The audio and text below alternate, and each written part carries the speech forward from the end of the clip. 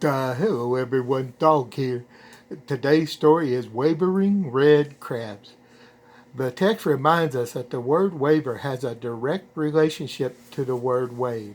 The wave of the sea is one of the best examples of something that has no secure foothold and that constantly is moving wherever the current or the wind flows.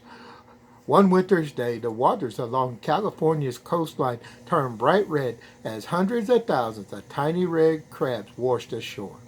The crabs, only about 2 inches long, look much like their hermit crab relatives. The little red crabs usually live along the warm Mexican shoreline. Almost weightless, the helpless crustaceans were unable to break free of ocean currents that often carry large numbers of them away from their natural habitat. It is not uncommon to see large rafts of the little creatures far out at sea.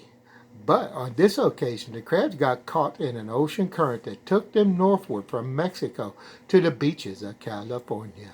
Once they reached California, strong waves tossed the little crabs ashore. There was no way to save the crabs. Throwing them back into the ocean did no good because the waves just dumped them back on the sand.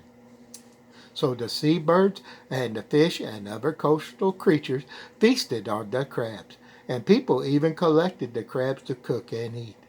The sea otters along the California coast were particularly delighted with having something easy to catch and plenty of it. For a week, the crabs colored the ocean and covered the beaches. Then the ocean current returned to normal and no longer carried the little red crustaceans to the beaches of California.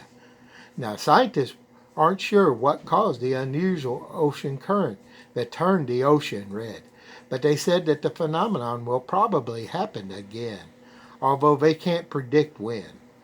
For the red crab, life is unpredictable. Its fate is at the mercy of the waves and the wind. You probably heard the expression, go with the flow. Well, these little fellas did. This little crustacean is a perfect example of what happens to people who allow themselves to be pushed along with the crowds, whichever way the winds blow. But you know, your faith can give you a strong foothold.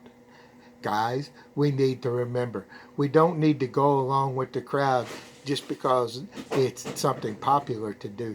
We need to remember that if it's wrong, we don't do it just because everybody else is doing it. Sometimes it's easier to go against that flow, and it's better for you in the long run. And James 1:6 says this, let him ask in faith and with no doubting, for he who doubts is like a wave of the sea, driven and tossed by the wind. We don't want to be tossed about and everything, so we need to stay strong and keep our faith in Jesus. Y'all have a blessed day.